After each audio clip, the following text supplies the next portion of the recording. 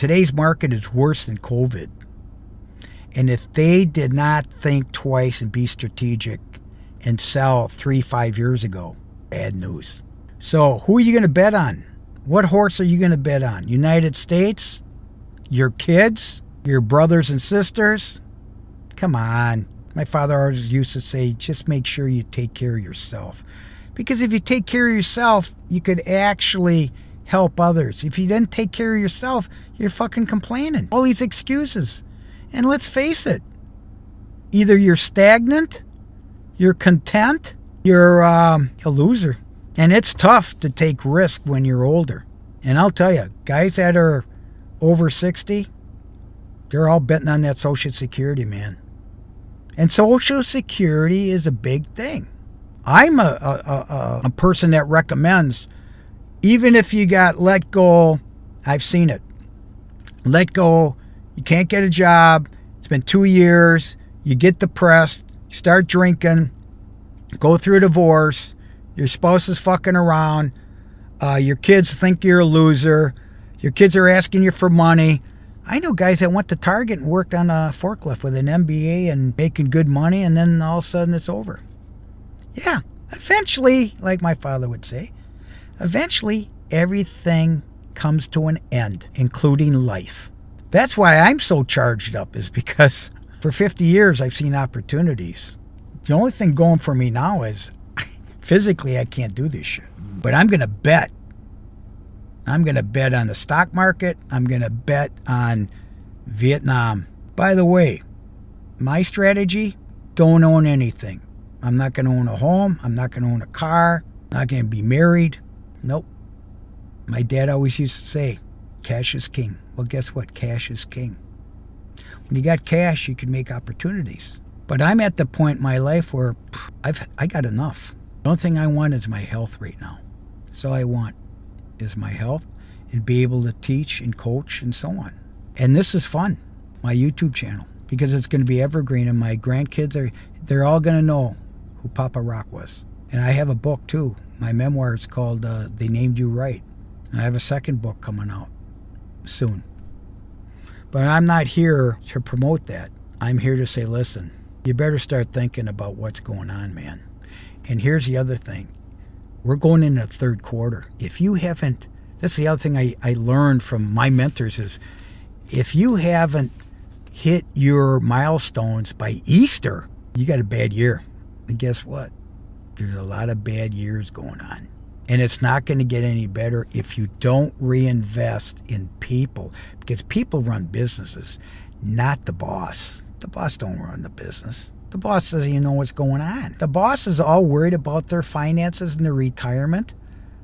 During COVID, I said, because I was in mergers and acquisitions and buy a business broker and so on, I said there's only 3 things that people are thinking about right now. They're thinking about selling the business, so they cared about themselves, number one. Oh, I don't want to die, and I got this business, I got this building, I got this. I got 20 employees, I got 50 employees, I got 100 employees. Number 2, they think about their families. They think about their wife, their kids, or their grandkids, or whatever. So they're all looking at their net worth, their personal net worth. They call that PM, personal money. And number 3, they revert back to number 1. Themselves. I've had clients where I say, Rock, I want another $1 million so I could share that with my employees. I only know 2 people that share their net worth with their employees. And I've done many deals. It's actually sad, because I was brought up where my parents were generous and they were faithful to God, and that was their background. And the reason for it is because they were brought up during the Depression. The Depression does things to you, or when you're hungry. How many times did I go to bed worried about payroll, worried about the future, worried about going bankrupt? Well, seriously, many times. People don't know that. And you're alone. You can't share that. How are you going to share that? You're going to lose your top people. So I was always honest with my people. loyal, trustworthy. Have people left because they look for better opportunities when they could see there's a problem here, Rock? I got to take care of my family. Yes, I've had those discussions too. Cried together, hold, hug, everything. I'll never forget it. And so I experienced the buy side, the sell side. I've talked bankruptcy to attorneys. I've talked strategy of liquidation. It never happened because I had good coaches. And then you know what? I was lucky. I think I'm not only blessed, but I've been lucky. And that's been a story of mine talking to people when I was in my 20s and 30s. How'd you do it? How did you make it? Oh, Rock, these are greatest generation guys. I was lucky. And I never believed it. I said, how can you be lucky? You had to be smart. It's not smart. It's lucky, man. It's lucky. I don't know what's going to happen. But I'll tell you this, I'll keep going. And I'd rather die happy than worry about my cash register. And I was also brought up where you save for a rainy day. You live amongst your means and you give back. And God gave me the opportunity to start my career in my early 20s. So I've played the long game and I've been there. My dad's going to be 100. Very similar. That's why I've respected him and others that I know. But understand this, only 16% are entrepreneurs. It doesn't say how many are successful. It's just like anything else. The super rich is what, 1%? If you're wealthy, to 10% on. And who are the wealthiest people in the world? Entrepreneurs. They took the risk. It's not easy. So I'm trying to influence my followers, especially in Vietnam, because they don't really watch YouTube. They're into TikTok real heavy and e-commerce real heavy.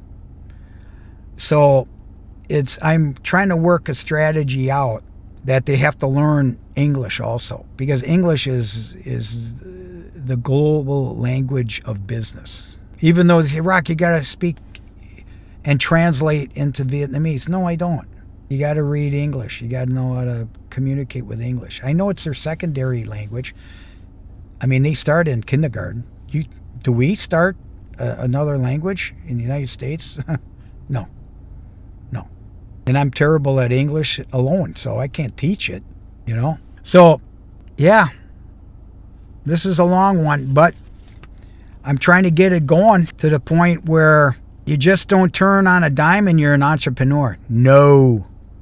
It's a lot of pain. It's a lot of people that are involved. You have to really hire great people. You can have a mentor that won't charge you a dime. We call that a nonprofit relationship. And I've had quite a few of them. But I've had probably more professional advisors where I had to pay.